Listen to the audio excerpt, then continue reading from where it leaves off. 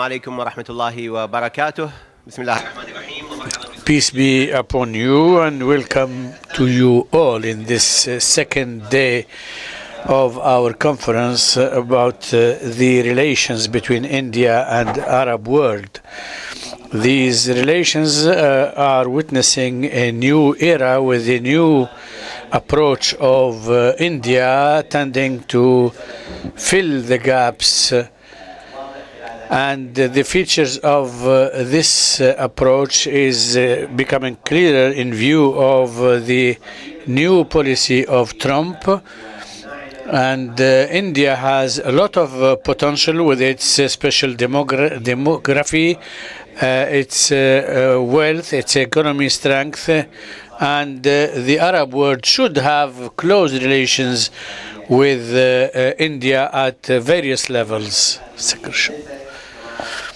With us today, three speakers. The first asked to be at the end for special circumstances. So we start with Dr. Ayman Yousef, who is a teacher in Jenin, and he has the PhD in international relations from Baroda in India.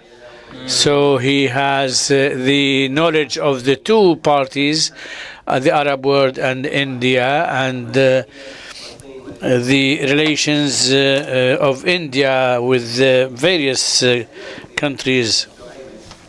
Dr. Ayman will talk to us about Palestine and Israel in the foreign policy of India,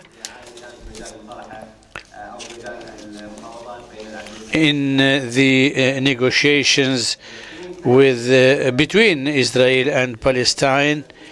So 15 minutes we'll talk about. Please, the floor is yours.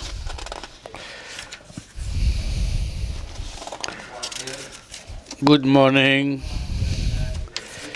I am very happy. First, we have to follow the protocol. I would like to thank the Arab Center for organizing this conference, and I think that it's a very important conference because it is gathering Arabs and Indians and exchanging the views in strategic, political and various subjects, and all what could impact the relations between the Arab world and India. Israel is acting towards this, and also they are trying to put or to establish a theory about the relations between Israel and India and many other powers. So we have to organize ourselves in order to reach friendship or friendly relations with India. So we thank the Center for organizing this event. My paper, I am not the only writer of this paper. Mr. Mahmoud Fatafta is my colleague, and he couldn't be present with us for special circumstances. I would like also to thank the Center for the idea putting all the papers in one booklet so that all the researchers find a document which will give them a general idea and complete idea about what is happening in the relations between India and the Arab world. My paper is Palestine and Israel and the relations with in the Indian foreign policy, India, after the Cold War and the end of the bipolar situation or system in the world, India managed to have a balance in its relations with the Arab world and its support for the Palestinian issue, while at the same time it has developed very good relations with Israel in politics, economy, and various other fields. In 91, 92 was or witnessed a shift in the foreign policy of India, especially with the new balance and with the new system in the area, and it was a country which was considered as part of the Soviet pole. The second shift was the peace process between Israel and Palestine, and Israel tried to convince the world that it was a real peace process, and based on that it has developed relations with many powers and countries in the world which were supporting the Palestinian issue. The third development is the liberalization made by Israel of its politics or its policy and also its economy. And having relations with Israel was to help integration, and India benefited from that situation and shifted towards a liberal economy.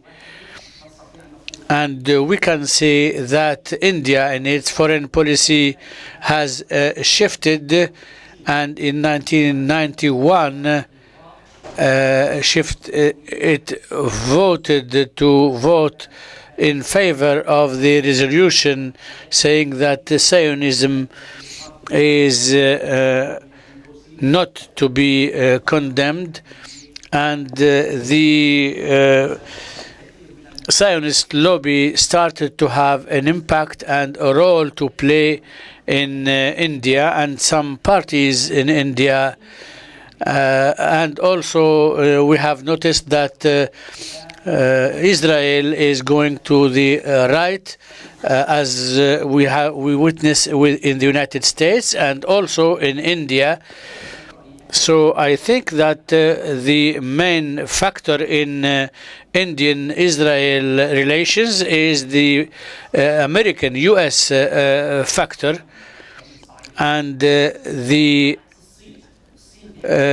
unlike China, the American factor was negative, while in India it was positive and helped a lot the Israeli party. And there is a pressure from the United States towards Israel to change its attitude towards the situation in China. For the principles, historically, India supported the Palestinian issue, and India was the first non-Arab countries which recognized the PLO and said that the PLO is the only representative of the Palestinian people, and also the first country which recognized the decision of the Palestinian National Council. So the relations between the Palestinians and India was at its best. And in India they had like a feast or an occasion called the Rafti, And the personal relations between Yasser Arafat at that time and the political class in India was very strong, and many other countries opened a way to the PLO to have its legitimate position, and it opened also new horizons in Asia and Africa and Latin American countries.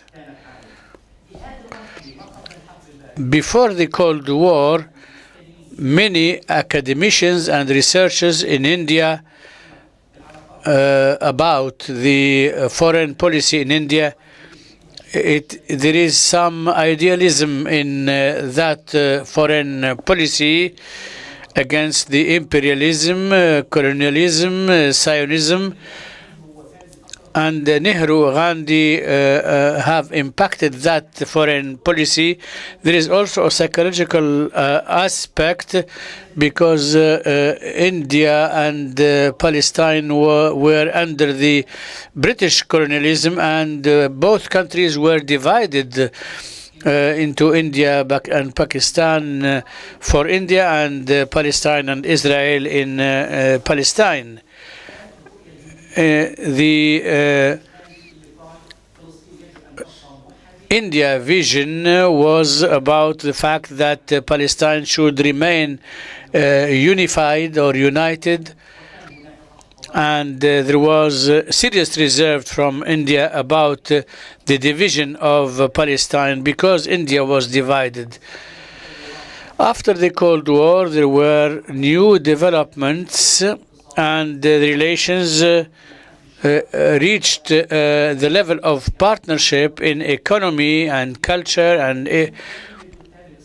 and the Israeli writers and the statements of Israelis, they speak about ideology in their statements. They say that India and Israel are facing the same threats. They are exposed to the threat of Islamists and also to the threat of Iran. So they always put together the threats which are targeting India and Israel. And I think that India should give special attention to this, that India are focusing on the micro-strategic relations. India now are the first importer of Israel weapons, and for the military people, they consider that Israel has the technology, the most sophisticated technology, and that the Indian army is being modernized based on the Israeli weapons. For example, the missiles Barak, $2 billion of value, radars, aeroplanes, in addition to cooperation in military, navy, naval, and air military. So the weapon commercial is witnessing a very high level, and also the commercial exchange between the two countries is at an advanced stage, and there is a focus on the strategic part, that Israel is the only country which have the possibility of developing agriculture and security, and this is what India needs And there is an impression among academicians in India that this cooperation with Israel should be enhanced, and the other factor of this strategic partnership between India and Israel was the Indian community in the United States and the Israeli community or Jewish community in the United States, which are organizing and which are pressurizing the United States in order not to put any constraints on the development of relations between India and Israel. And the Jewish lobby and Indian lobbies are playing an important role in order to maintain a good level of relations between the two states, Israel and India.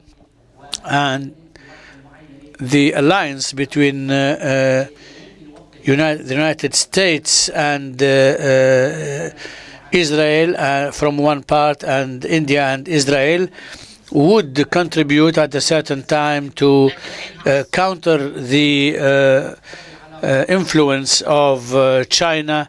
And India also is adopting the jumping monkey policy, so that at the end the impression and the strategies are influenced by these facts.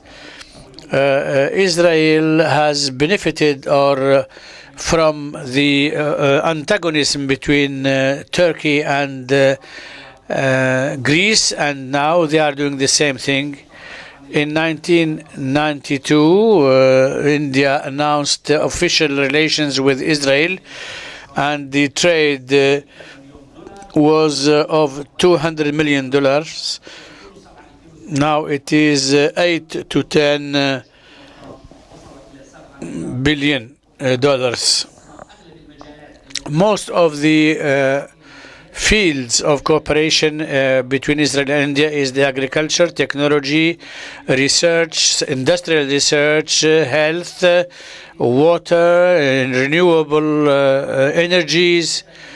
And Dr. Majed, Gujarat, the Narendra Modi is from there, and I was in the university there, and Narendra Modi put the theory about the relations with Israel, and Gujarat is a rich industrial province of India, and there were friendship between Netanyahu and Modi before he became prime minister.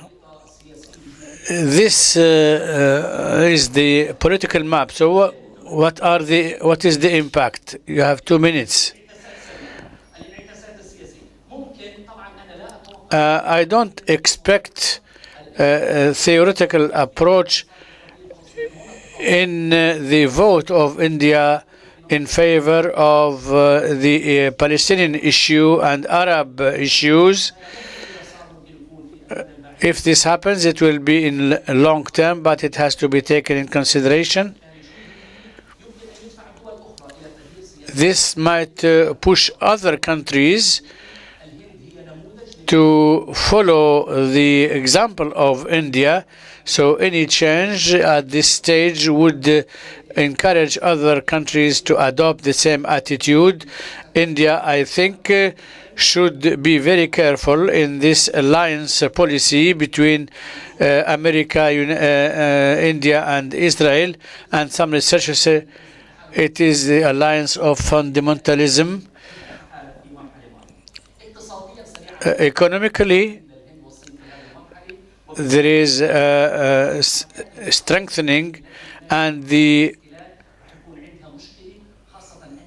there might be a problem concerning the embargoes against Israeli products. So we have to work together strategically.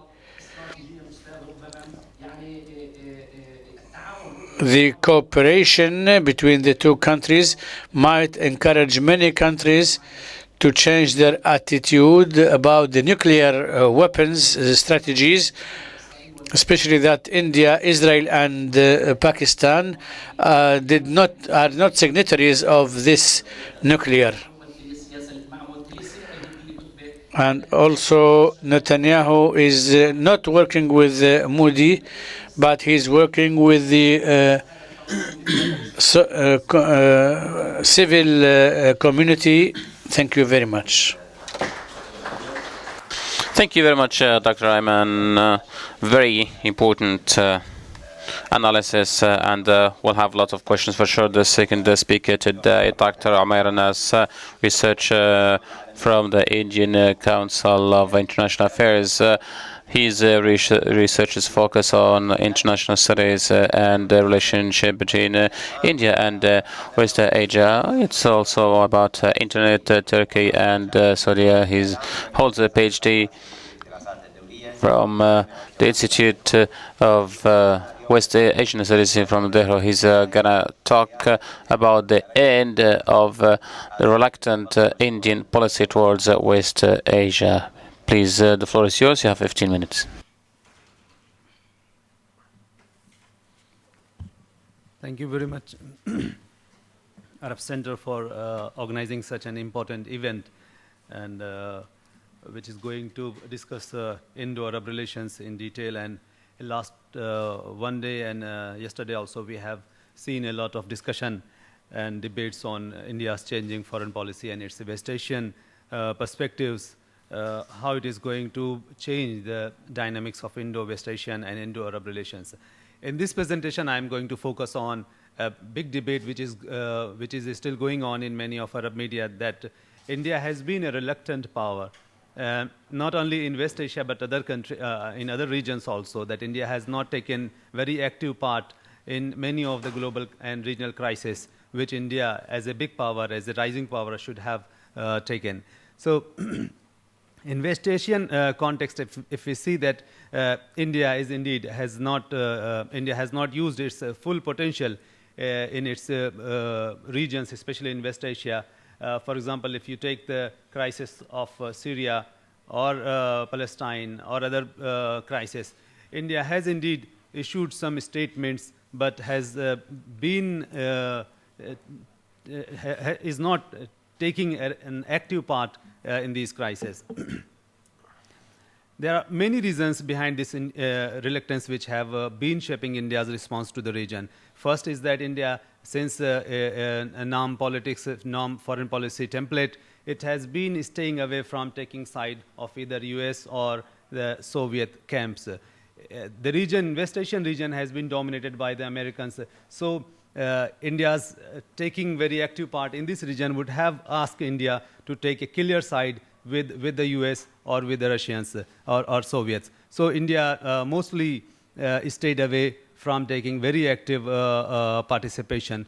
Also, if you see that India has recognized the state of Israel back in 1950s, but active relation and full diplomatic relations were not resumed until 1992, when after the end of Cold War and after the fall of Soviet Union. Also, if you see that India's overall foreign policy imaginations have been in favor of multipolar world. So in West Asia, India did not find this multipolarity very active and not available in the region. So India must have to choose very difficult choices, which Indian foreign policy makers were not very comfortable to choose. And this is why in India we have seen many Indian experts, Indian foreign policy makers, and many of former diplomats. They have been telling us that India's foreign policy lacks the strategic vision, or the lack of overall national security strategy, and also the lack of new ideas and synergy. So there is an internal critique of India's reluctance in the region. India is too big to take part in many of conflicts. If you compare India and West Asian countries, West Asian countries are very small. They have very small populations. And so if India is going to be active in each and every crisis of the region, it means that India is going to lose many of its cards. Also, we have to look into India's evolution of India's foreign policy and how its imagination has been changing for many years. I will be focusing on mostly on the foreign policy imagination of Bharatiya Janata Party and its previous Bharatiya Janasangh, which was established long back. I will just give you three quotations from their electoral documents, which clearly outlines India's foreign policy imagination in their perspective. For example, in 1989, Bharatiya Janata Party, in its electoral manifesto, it says that it is our increasingly we should give emphasis to the foreign policy, economic policy under the time-proven concept of non-alignment. It is vital to move the world towards a greater and more effective North-South and South-South cooperation. This statement was before the end of Cold War. In 2004, the same political party issued its understanding that India has time and again shown unmatched resilience to overcome the vicissitude of history, to emerge resurgent. The time of Indian Renaissance has arrived again. We have set the stage to reclaim the rightful inheritance as a great power contributing to humanity's all-round progress. So gradually we have seen that in India's foreign policy imaginations, the resurgence of India as a great power is being referred very frequently. In 2014, when Prime Minister Narendra Modi was campaigning for his election, his electoral manifesto was more assertive in terms of foreign policy and more critical of previous governments. In the statement, his electoral manifesto clearly says that after achieving independence, the leaders at the helm of affairs lost the spirit and the vision which the freedom movement had evoked. They discarded the vision and adopted the institutional framework of administration created by the Britishers, which was quite alien to India's worldview. So in this paragraph, you would see that Bharatiya Janata Party and the new elite of India, they are looking for a more powerful and resurgent India, and want to see India in a very powerful position. So when we read the literature about India and West Asia relations, we often come to such references like old civilizational links. So I find these historical references now becoming more irrelevant, as deep historical, cultural, and civilizational links with West Asia and shared belief in anti-colonialism and support to Khilafat movement, or in that period Zionism was being seen as the agent of colonialism and Palestine as the victim of the colonial designs. These were the old narratives, but in the new upcoming narratives, for example, in 1967, Bharatiya Janata Sangh Party, they demanded at that time to have full diplomatic ties with the State of Israel and to stop over-enthusiastic support to Palestine because it originates from the ruling party's obsession with the communal vote. The party at that time criticizes the failure of Arab states to support India against Pakistan, particularly on the issue of Jammu and Kashmir. So Bharatiya Janasangh Party and then the Bharatiya Janata Party, again, they were having a different perspective.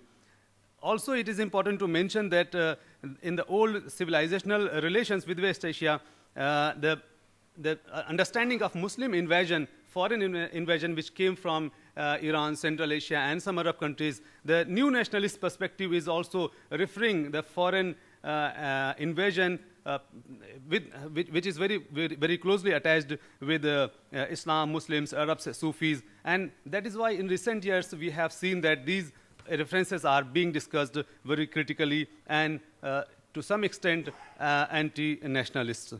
In the new definition which are taking place now, we can see that with the internal critique of India's foreign policy getting stronger and more popular, and Pakistan's support also to terrorism and non-state actors to wage violence inside India, becoming a key security concern for India. India's foreign policy with its West Asian foreign neighbors has become very sensitive to national security interest.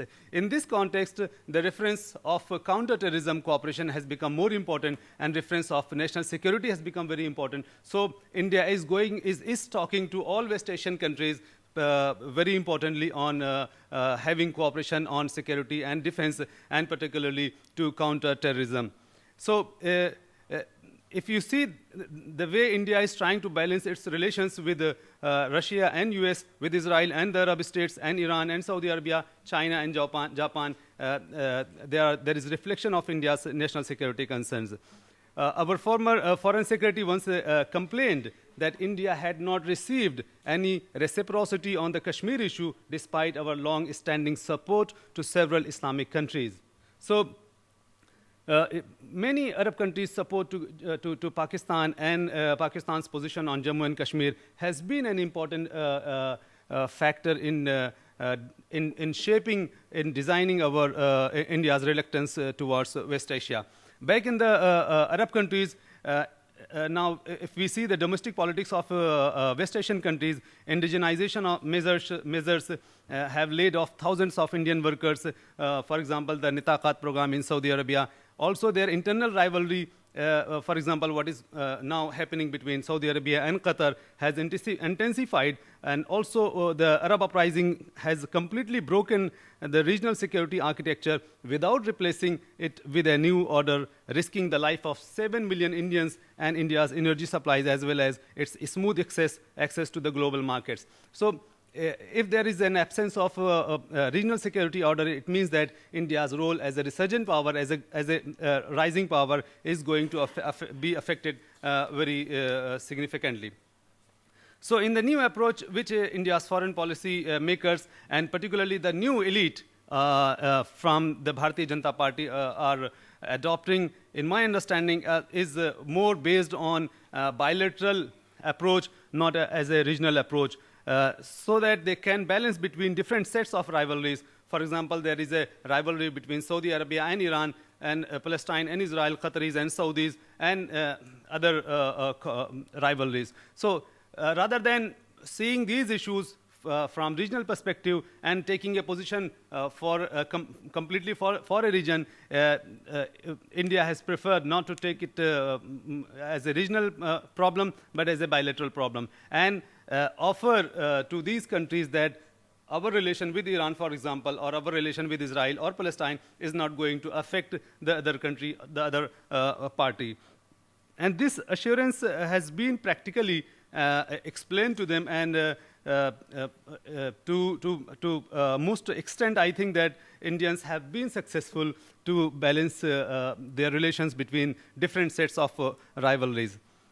The second approach, which is very much taking place, influencing India's foreign policy now towards West Asia, is cooperation on counterterrorism. If you see that in 2008, Mumbai terrorist attack took place. At that time, the first ever visit which took place at that time was from Saudi Arabia. And Saudi Arabia offered intelligence cooperation and other cooperation in tracking down the culprits of that terrorist attack. And from that period, I think that cooperation on counterterrorism has intensified with most of the countries, and there are several agreements and understanding have been reached to counterterrorism. And this has helped a lot India to contain and to stop the flow of financial resources or training or any other activities which are going to help anti-Indian terrorist groups and individuals based in Pakistan or elsewhere. The third element which is shaping this new approach is in India's energy security and its diversification. Traditionally, India has been dependent, and the kind of energy security policy which India was having was mostly making India dependent on certain states.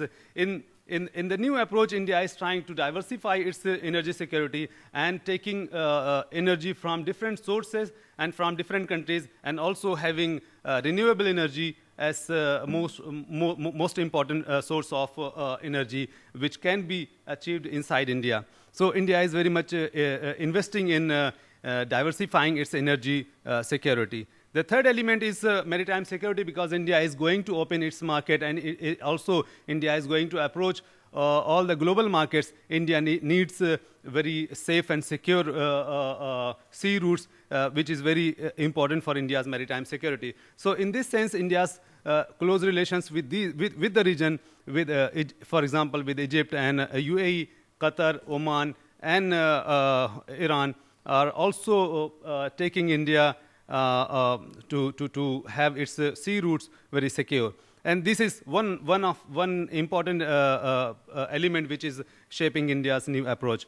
The fourth approach, in my understanding, is that India is trying to expand its non-oil trade so that India can balance its trade deficit with all Gulf countries. Most of the Gulf countries are exporting the energies to India, but their non-oil trade was very minimal. That was making India at trade deficit with these countries. So now India has been talking and discussing its relation with these countries so that there can be they can balance the trade deficit, and India can export so many things from India, non-oil things.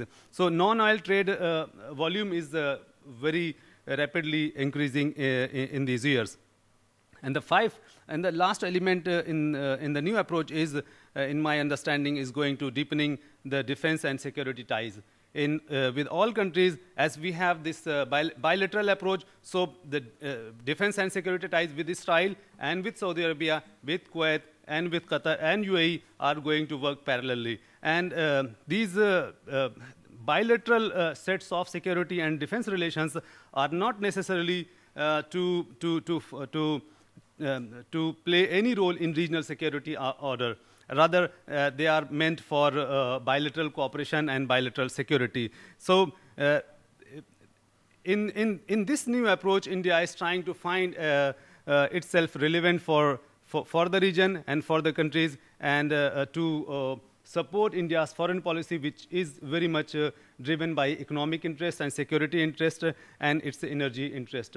In this way, the Bharatiya Janata Party and the new elite in India's foreign policy affairs have found a new perspective which is becoming more popular and more relevant to the decision making, and also very attractive for its voters. So this was the basic concept which I was trying to introduce, that the old reluctance of India's foreign policy towards West Asia, perhaps it has come to a time where it will end this reluctance. And without this reluctance, India is going to be a very robust and very active partner of the region. Thank you very much.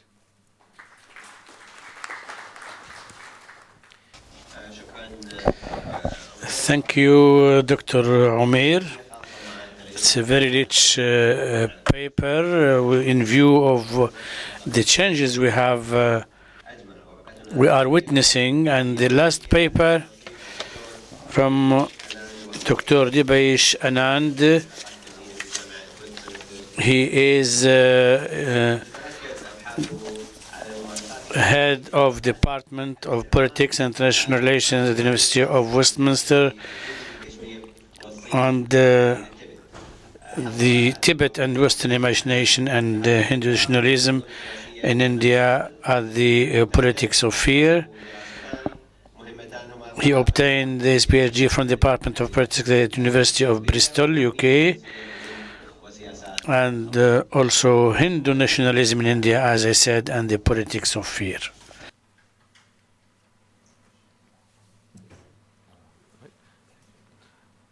First, good morning to all of you.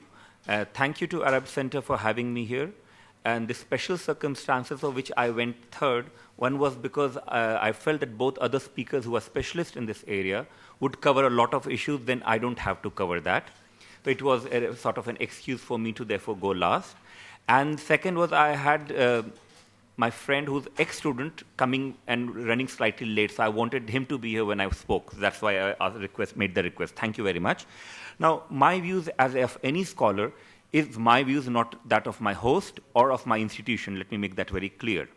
Now, when we do scholarship, and I'll start with an example of my talk at Institute of Defense Studies and Analysis in New Delhi a few years ago. I recall a lot of scholars, and this is the defense-related scholars, talking of Indian scholarship, nationalist scholarship.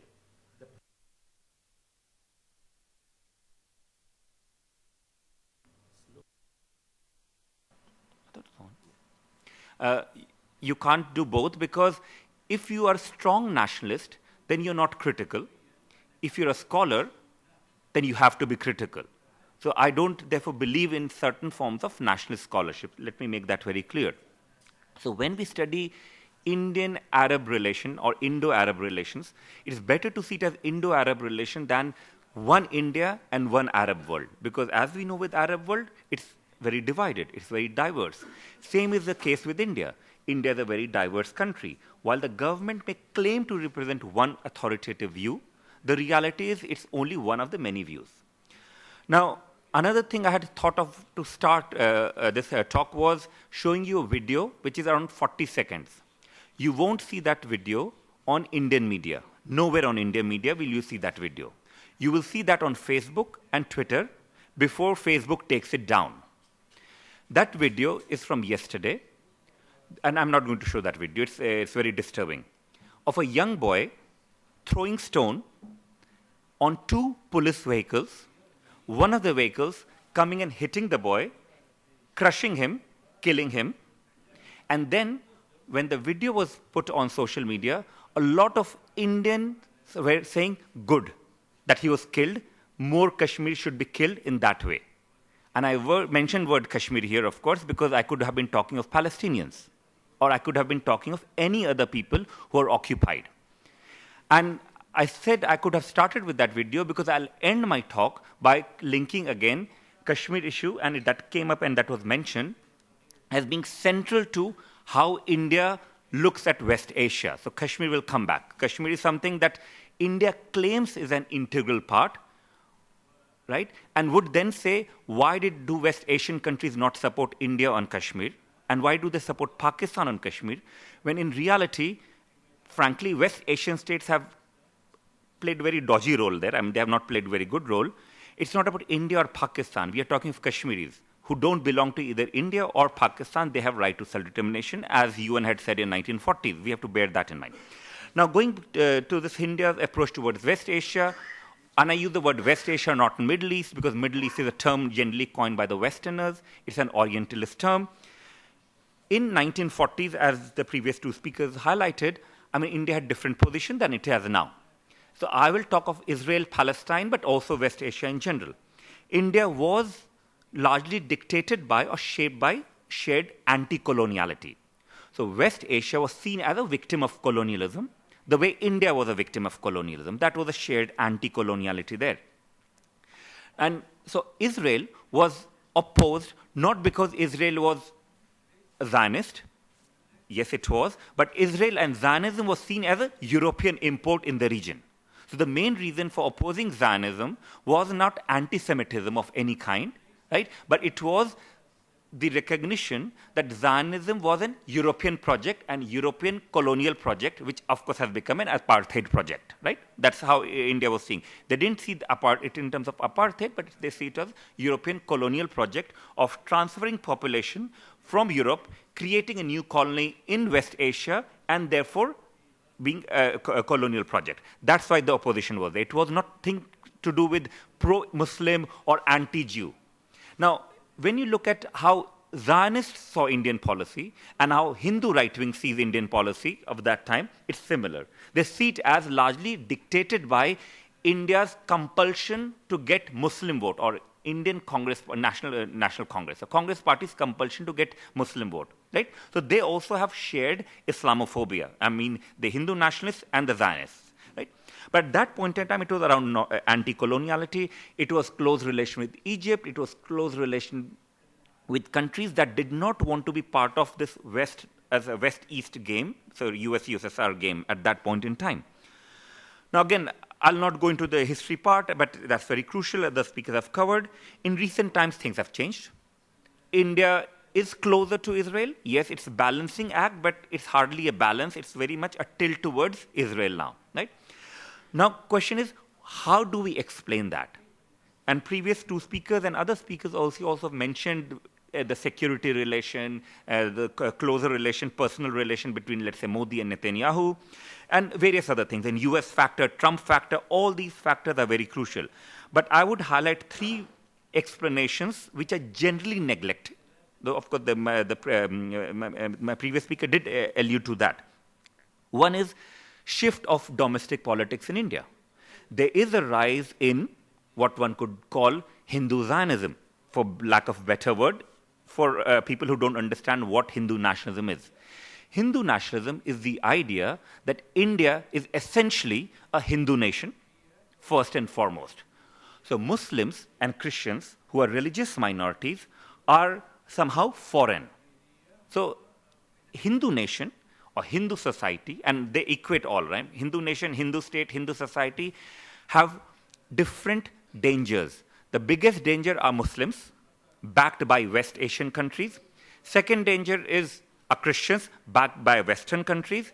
Third danger are communists, backed by someone, because most communist countries are gone, right? And China is a good ally of Modi, so they'll not accuse at least China of supporting communism. But the idea is communism is also foreign. So Muslims, Christians, and communists are seen as foreign, three enemies.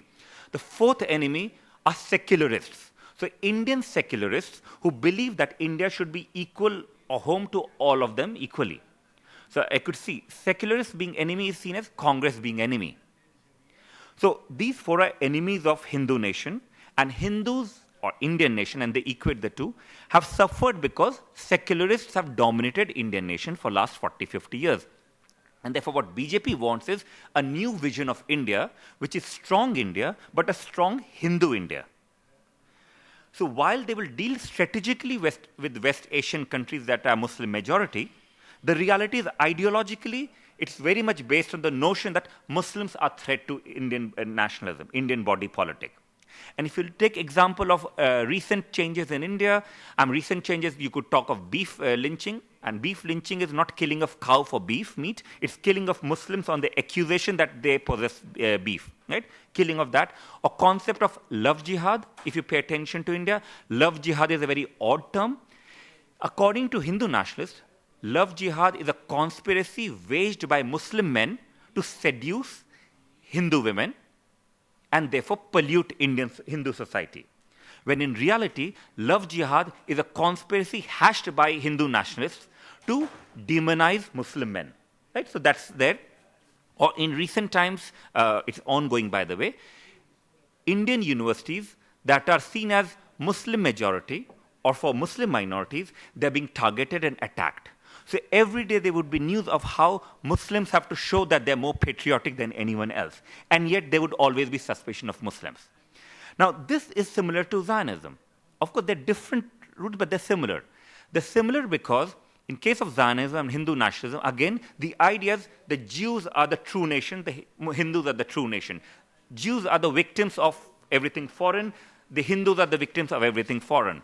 The liberal Jews who do not believe in strong Zionism are the enemies because they don't want Jews to be a nation. The liberal Hindus who don't see Muslims and Christians as enemies are enemies of the Indian nation because they don't want it to be united. Therefore, the other, the Muslim, the Christian, or depending on the context, the other is demonized and dehumanized. Right? So their life is not worth as your life. Now, in Hindu nationalists would say, we don't dislike Islam. We just don't like Indian Muslims if they are seen as equal.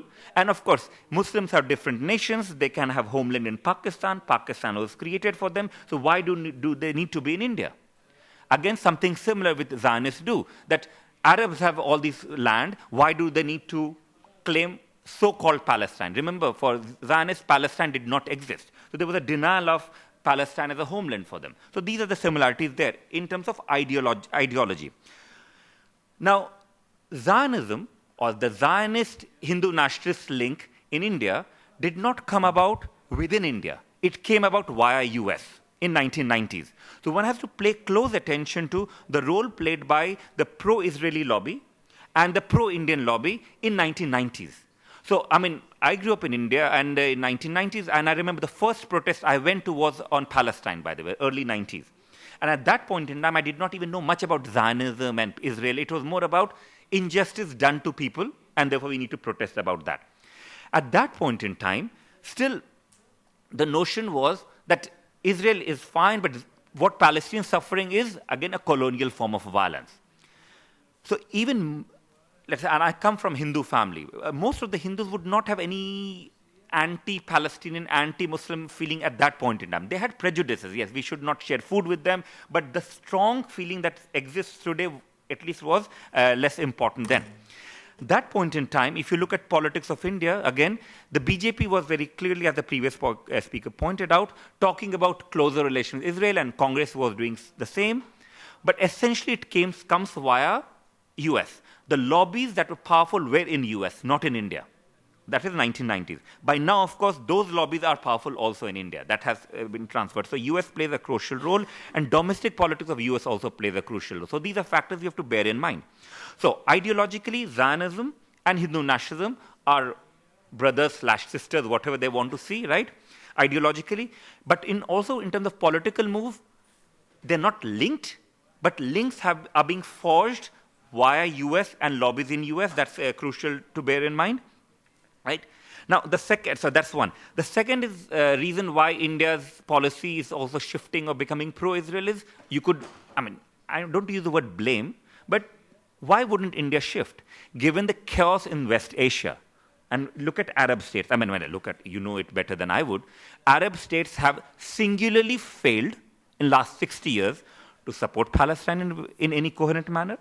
Arab states have singularly worked hard to work for the US and US interest long term.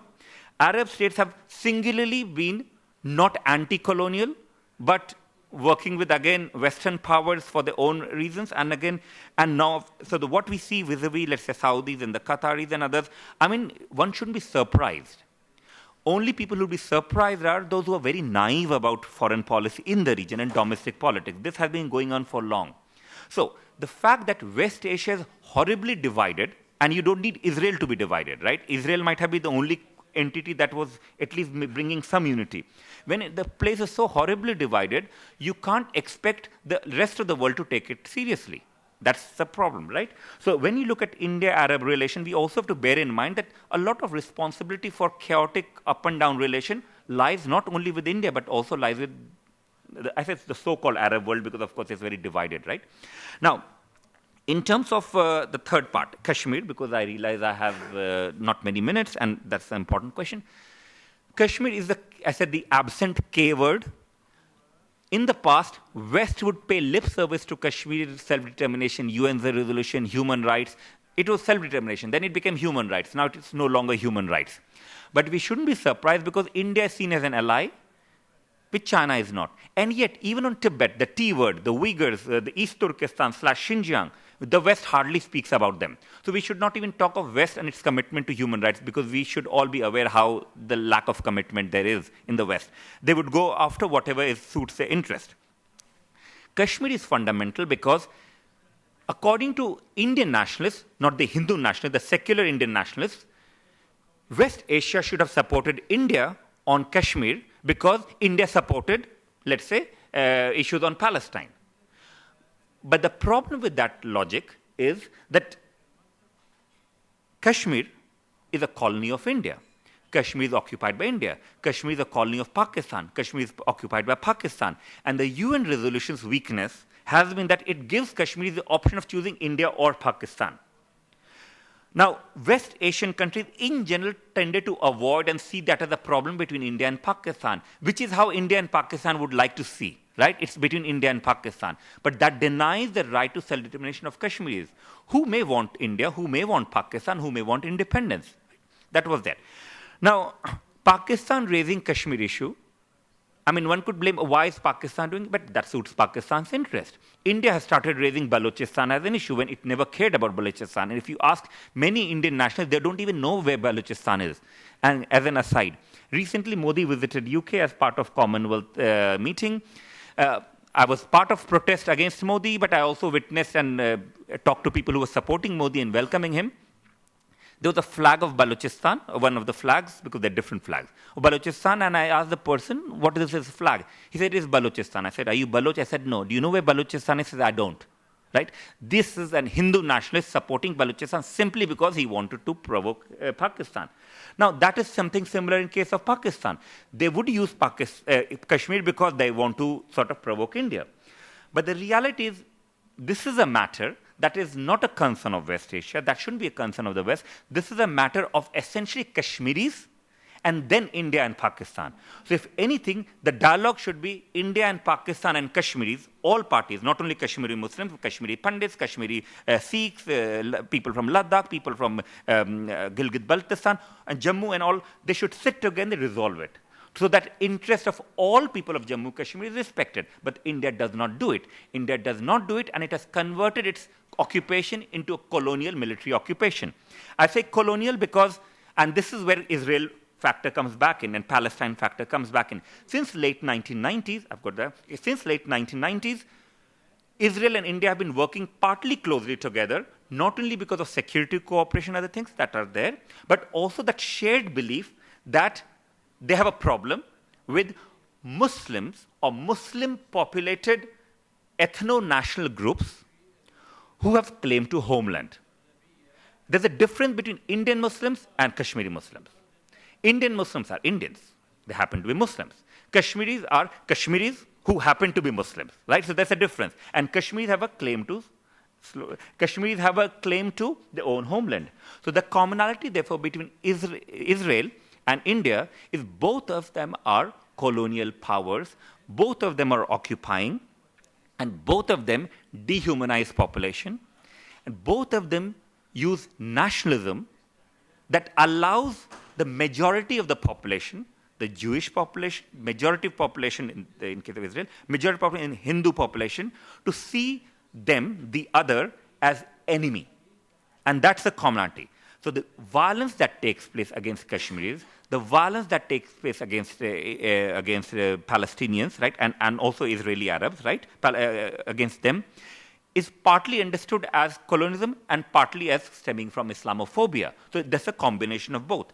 So if we try to understand India's shifting approach, and I'll conclude here, we have to understand that India has moved from being anti-colonial to an extent, while practicing coloniality in Kashmir, but at least in ethos it was anti-colonial, to a resolutely post-colonial, post-colonial, where colonialism is no longer relevant, because India is a colonial power like Israel is. It is all about India being a resurgent power, India being a strong power. India being a strong power implies India being a colonial power, because the international system we live in implies that the strong power is one that is colonial, that controls minorities, that crushes minorities, that is broadly right-wing. Even in case of China, by the way, China is quite right-wing, though claims to be communist. And one more point, think of Nehru in 1947. I was thinking of the Nehru and India opposed two states to the partition of Palestine. They wanted the federal solution. And now many Palestinians are recognizing or arguing that two-state solution would not work, because we see the two-state solution that exists today, and Oslo peace process is deeply problematic, is essentially creating a client state that helps Israel. So one-state solution where everyone is treated equally might be the right way forward.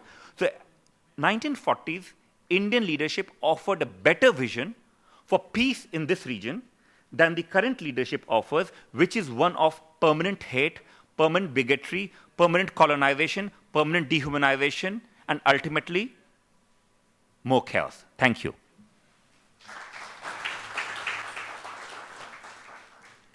شكرا. Thank you very much, Dr. Dibyesh. And this is a clear approach about all the factors and elements in political, and I think we open the way for questions.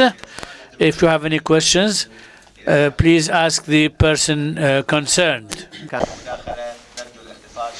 So if you can keep your intervention short and indeed less than 3 minutes, please, we open the floor for questions. Well, thank you, Chair. I am Muhammad Azhar from India, and my first question to the first speaker, Professor Ayman Yousef, is that whether you find any impact of globalization in change in India's foreign policy towards Palestine and Israel? That is the first question. The second question, in post-liberalization period, we find the dominance of economic interests in foreign policy making. So the low economic relations between India and Palestine do reflect India's position. Well, next to the second speaker, Dr. Omair Anas, whether the low profile or inactive foreign policy was an act of deliberate policy. Second, to what extent the change in regime can affect a change in a country's foreign policy. And third, more than the diversification, you said that India is using in its foreign policy, bargaining, more than the diversification, India has been using its energy market as a leverage for more positive bilateral relations with the Arab countries. Now, to the third speaker. Well, you said the share of victimization of the colonialism. So do you think it was a negative approach to begin with? The second question, you have proposed for a one-state solution. Then can you say what would be the status of Jewish state there? Thank you very much. شكرا. أنا عادة أقول يعني نأخذ مجموعة. Normally we have already many questions, so I think first of all we take answers of these questions and then we go back to. I hope that the speakers, keep their answers short and brief. We start with Dr. Ayman.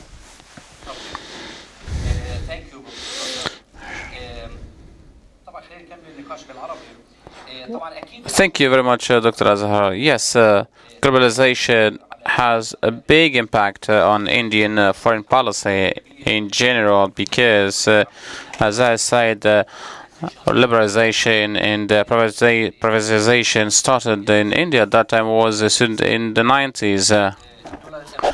The US dollar was about 10 rupees and afterwards, $1 was 60 rupees after the world engaged in globalization. Of course, there was a crisis in the private sector, and this impacted the Indian foreign policy. So I do agree with Mr. Omair. The economic side was very important because India was going over for international conflicts, and this resembles a lot to what China was doing because going into international conflict is affecting the national interests. Yes, India tried to integrate in the this economic system, and also developing relations with Israel was important for India. Second question, India and Palestine, we have nothing to exchange with India. We are an entity relying on cooperation and relying on help, and India is giving around $10 million to the Palestinian Authority, and also India is supporting the UNRWA. So actually, Palestine has nothing to give, economically speaking, nothing to give in return. Economically, we rely on the Arab dimension, and I think we were weakened by the lack of Arab support. And also for us, the real support is come from India. We have maybe the thing which we are benefiting from is the presence of Indian community in the Middle East, and Indian was a strong supporter of Palestine, 100% supporter of Palestine, but for some reasons related to human rights and liberation and so on. Thank you. Dr. Amin? Thank you very much for your question. I think that whether it was deliberate or not, I think that there is no option not to be deliberate. We have to deliberate in this option. And there were many good reasons. And first, that in my understanding, India is a very big country, and taking part and becoming part of very small clashes and rivalries in many parts of the world is going to affect India very badly. And if India supports a party, and if it does not support, if it supports any party, its interests are going to be affected in very large number, because our population is very big, our necessities are very big. That is what has, in my understanding, played an important role on desisting India from taking any active part. Also, its economic development program have been very central to its foreign policy from that time, even today. And also, ideologically, India has been in favor, and even today, for a multipolar governance of the world and multipolar world. So in the absence of any effective international mechanism to resolve these conflicts, for example, in Syria or other conflicts, India did not find a very favorable mechanism to be part of any crisis. If you see, contrastly, if you see the taking as peacekeeping forces, India has been the biggest contributor in all peacekeeping forces, because it was the mechanism which was very reliable and very good and acceptable to all parties. And on your last observation, I agree with you completely that which you highlighted, that diversification issue. I think you are right, and I understand it fully. Thank you, Dr. Omair. Dr. Dibyesh? Yeah. Thanks for the question. But before that, let me just apologize to the translators, because I know when I speak, I get very passionate and then I speak fast. So sorry to you. Now, in terms of anti-coloniality, it's very clear that the vision of India or the imagination of India was never meant to be Hindu nation. Okay, yes, there was soft Hindutva, we can talk of it, we can talk of role of religion to an extent in Gandhi's vision, but the ultimate reality was, it was a civic form of nationalism where all Indians, all people in India, regardless of religion, were supposed to be equal. Now, anti-coloniality that Nehru shared then, or Nehru and others imagined, was the right way forward. I mean, there's no doubt about it. So anti-coloniality, that was the right approach, not the approach that takes place today. Now, in terms of, that's why I wish that India was genuinely post-colonial, so challenging coloniality, rather than becoming colonial itself. Now, in terms of the one-state solution, again, ultimately, I'm a strong believer in the fact that people who are occupied or who feel oppressed have the right to decide for themselves what they should have, right? That's my basic principle, and that's the right to self-determination. That should be obvious. So whether it should be one state, two states, three states, no state, it's ultimately people who are most affected, they should be the one deciding. Now, in case of Israel, Palestine, of that matter, one state solution cannot be based on religious nationalism. And this goes back to the heart of Zionism. Zionism was based on the formation of Israel as a Jewish state, a religious nationalism, which is similar to how Pakistan was, for instance, formed, right? So both had that similarity, Israel and Pakistan. And we see with Pakistan how that became challenged when Bangladesh was formed and everything. But in case of Israel, it cannot be a Jewish state if it's a one-state solution. Now, whether there's a form of secularism that can include all or not, again, that's for the Jewish and the non-Jewish people, the Arabs and Jews, and all of them to decide. But ultimately, the reason I say two-state solution is problematic, it may be still possible, is the reality on the ground post-Oslo, which has been quite problematic. I said Oslo is not something that brought about peace, and I was having a discussion with someone earlier, that Oslo essentially made or ensured that Palestinians become the second class, they have a state but without a state, right? So there's some recognition without proper recognition, and in the end, Palestinian Authority is created that becomes a client of Israel. Right? That's what has happened. So this solution is not working. So when you look at the level of dehumanization of Palestinians that is going on, it is unacceptable status quo. It may continue for years. We don't know. It's not possible. So I would say that one state solution or no state or some other state solution there, but it cannot be based on privileging one over the other, because you cannot have a democracy. I know Israel likes to see itself as the only democracy in the Middle East, the way India sees itself as the world's largest democracy, but you cannot have a democracy where you do not have equal respect for minority rights and where you do not have right to dissent without fear. In case of India, we can see minority rights and right to dissent without fear being crushed. In case of Israel, we know that Israeli Arabs, and I say Israeli Arabs because it's also a problematic category, they do not have the same right. So that is why I said one state solution might be better or more humane than the two-state solution. Thank you very much. نأخذ من هذا الاتجاه. نبدأ بسيد في البداية.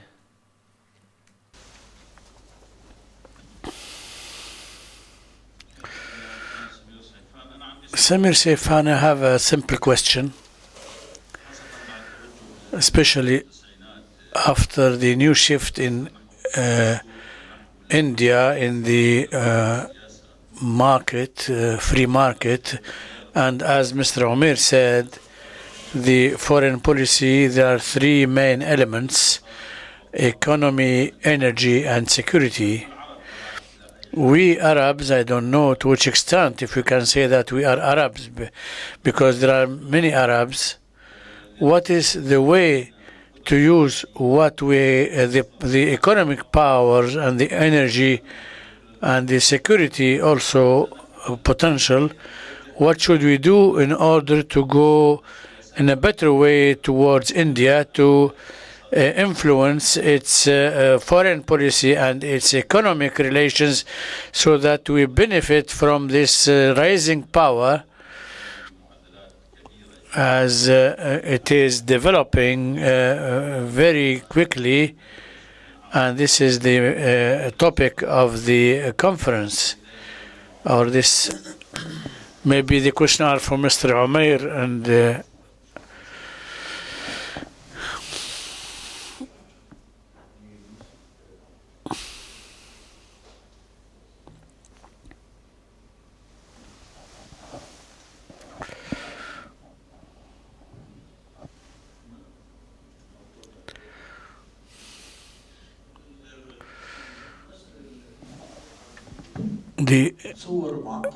Indian-Arab question is very complex, and we cannot. It's not only Kashmir and the right wing.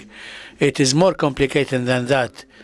If we take the Arab side, in the 50s, the Arabs were respected in the world, and they were dealing with Nehru and Yugoslavia. So this was the picture. Now it's despotic systems, political systems, and also the fear of Islam now. And they also offended the sacred Buddhist sites. So we have to respect the beliefs of people. And they even destroyed the Kaaba of the Buddhists. And we see that now what is happening from India and China side, there is this position towards Islam, so there are extremists, or they are seen as extremists.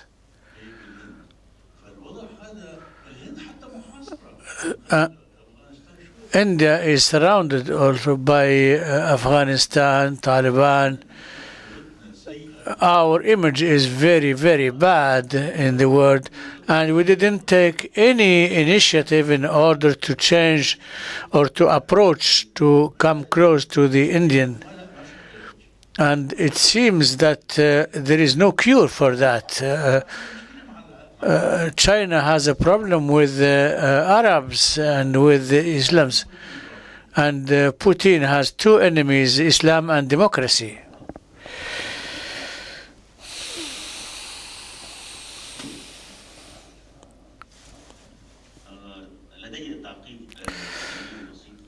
I have just a comment about the clarifications on the relations mentioned by Dr. Ayman, that it was pragmatic in the 80s and 90s, but in order to understand the relations of India with Jerusalem and the Palestinians, we have to go back to the 20th century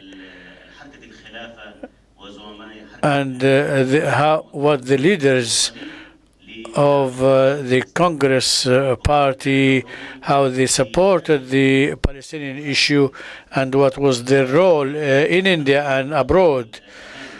As about what Gandhi said, that Palestine is an Arab land and it has to stay for Palestine and Arabs.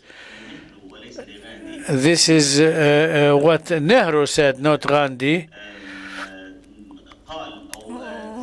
And Gandhi mentioned in one of his writings, he mentioned a hadith of the Prophet about putting non-Muslims out of the Arab Peninsula. When Gandhi mixed this religious political in his party, Congress party, the extremist Hindus objected, and he said that we can adopt some religious policies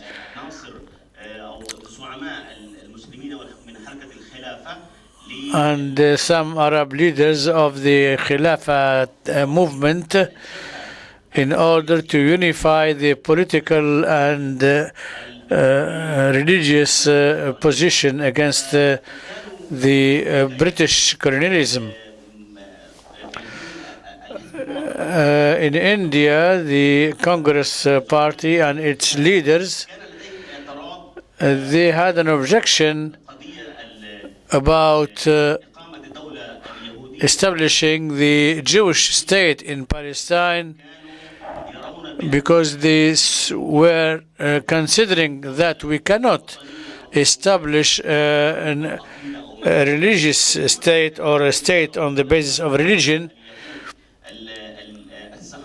And when he met the Jewish Zionists during a conference in London, they asked him for his support. He told them, we object that, so you have to unify with Palestinians to liberate Palestine from British colonialism in order to have a unified state, not on religious basis.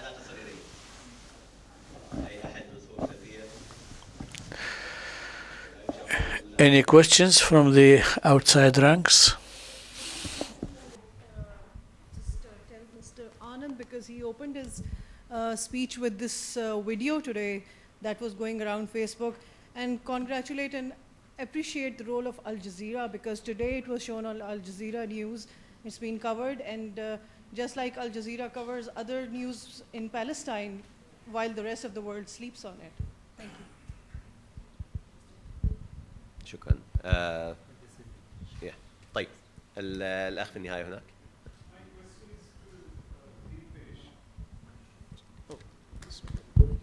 My question is to Dibyesh. While I agree with most of the things you said about Kashmir, it's true that Kashmir is caught in between Pakistan and India. For that reason, Palestine as well, it is caught in a multiple web of interests and realities. My discomfort is with the larger theoretical position that you are actually taking and seeing Kashmir as essentially as a Kashmir issue, right? Now, this essentiality that you are attaching with the issue, give me a sense of naiveness, right? Going by the contemporary reality, which is disconnected from the complex web of interests and players involved in the whole issue.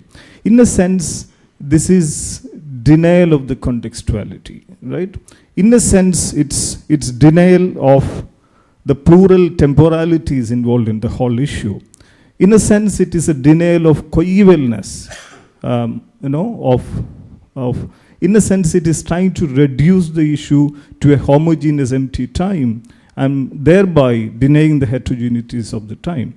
So in that sense, my fear is that this sort of an approach, an essentiality approach, would lead us to a situation in which we actually end up with wrong and uninformed decisions and choices. So that's my larger theoretical issue with your presentation. Thank you. شكرا. ناخذ مشاركة أخيرة البروفيسور.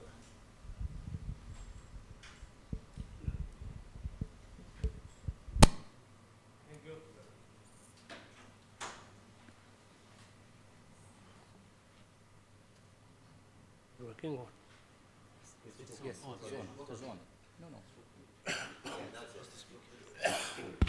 Okay. Thank you, Chair. I think I will just make one observation that in this title of the conference is India as an Emerging Powers. Now, I'm not contesting whether it is an emerging power or not, but the fact is that the conference is recognizing India as an emerging power. Now, if India is an emerging power, then it is very obvious that then its foreign policy parameters cannot be the same as the India as a non-aligned power. This has to be, and if that is so, the rest all will fall in pattern, you see. That India would like to engage with all those suppliers who could meet its requirement. Now, my problem is that quite often this engagement of India with Israel is perceived as a zero-sum kind of a proposition, you see. It's not fair to understand India's relation with Israel in terms of any kind of a zero-sum with reference to Palestinians. When we are looking for, I think, a detailed analysis of Indo-Israeli relation very clearly demonstrate. I'm not denying the fact that the BJP has a nuanced, relationship with Israel. There's no doubt about it. But that has to be seen in terms of foreign policy of any country where the state and the personality play a role, you see. Personalities have their own role and the state has their own role. So therefore, when we are making an appraisal of Indo-Israeli relationship, this has to be kept in mind that the Indian demand is undergoing change and India would like to engage with as many players as possible to meet all its requirements, you see.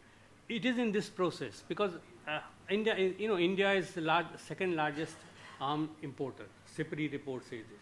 Now, if India is looking for the arms bazaar, who are the players? If I need to have equipment which helps me to defend my border in night time where the vision equipment is not with me. And Israel has the vision equipment and they are preparing. We are paying very heavily for that, by the way. It's not that Israelis are making any kind of a benevolence approach to us. We pay very heavily for that. You see. It's a trade. It is arms trade. And therefore we are trading with them. There was a time when the Soviet Union was our major supplier, you see. So that has to be kept in mind because quite often in our analysis, we ignore that dimension, which is very important. Thank you very much. Last point I want to make. I would very not quickly, like please. I would not like to pick up the issue with Mr. because I think I have my lots of reservations, so I'm not commenting. But a small point that you are asking human rights. If India is asking Arab countries to support on Kashmir issue, why you are thinking that they are asking Arab countries to support in lieu of the human rights? No. It's a relationship between the two states.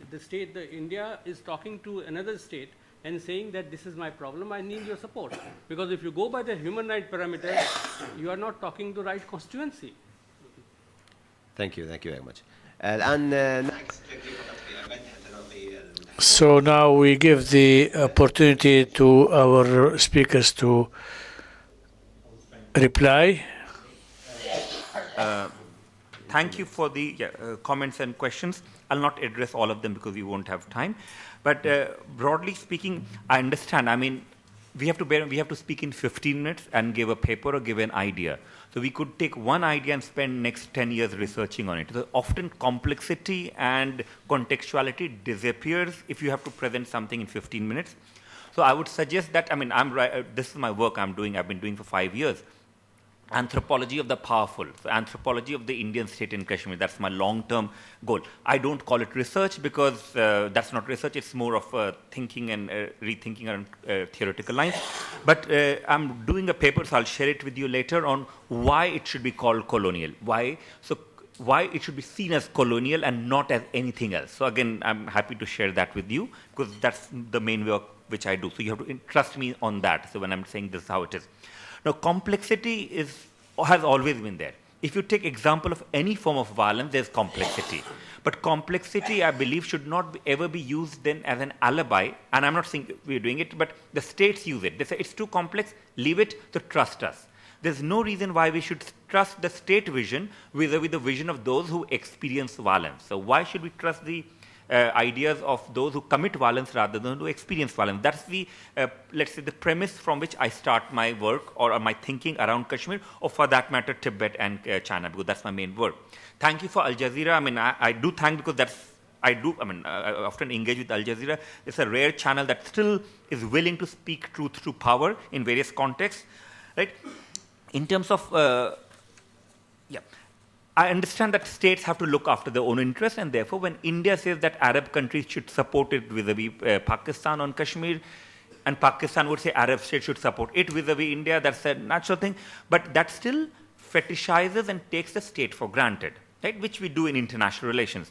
But I adopt an understanding of international relations which is not state-oriented, not state-based. So for instance, for me, it's very important that we also question the authority or the modes and the processes through which state claims to be the exclusive authority to speak. So human rights becomes important because states, if you look at, exist for the people. People don't exist for the state.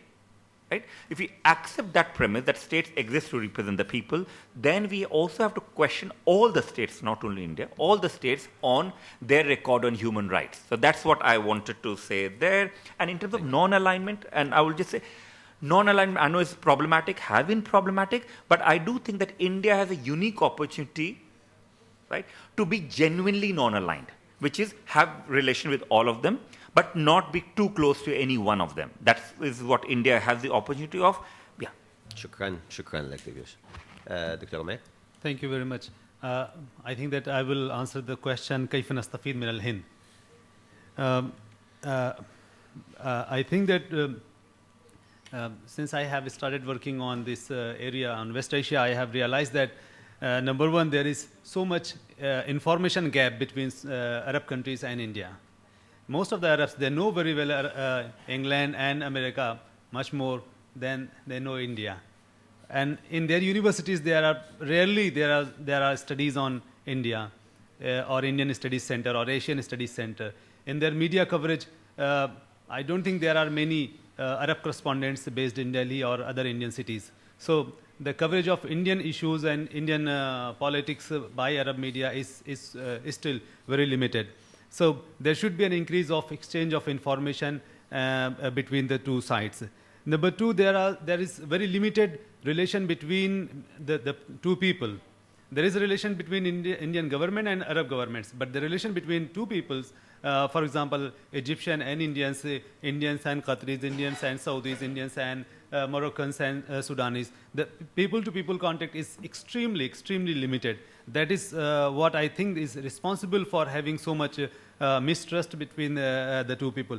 in my interaction, I have seen with most of my Arab friends that they have so much fascination for India, and they really want to know about India. They really want to visit and see, and because of the Bollywood influence, there is so much attraction towards India. But still, from the government side, there is not enough efforts to bring these two people very closer, which will help very much to translate our dreams into reality and translate this our expectations into reality. Thank you. تفضل دكتور أيمن. شكرا.